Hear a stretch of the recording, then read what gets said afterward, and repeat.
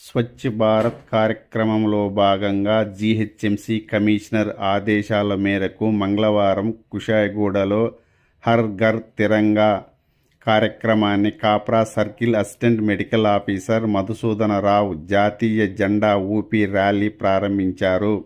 ఈ సందర్భంగా ఆయన మాట్లాడుతూ హర్ ఘర్ తిరంగా కార్యక్రమంలో పాల్గొనడం సంతోషంగా ఉందని, మిషన్ స్వచ్ఛ భారత్ ఆదేశాల మేరకు ఈ కార్యక్రమం కాప్రాలో నిర్వహిస్తున్నట్లు తెలిపారు.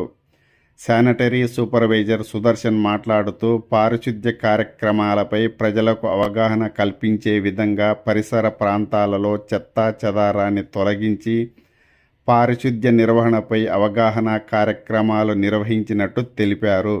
ఈ కార్యక్రమంలో LB Nagar zone DC Gopal, Swachh Bharat coordinator Yashasri, organiser మేధా జ్యోతితో పాటు పలువురు విద్యార్థులు పాల్గొన్నారు.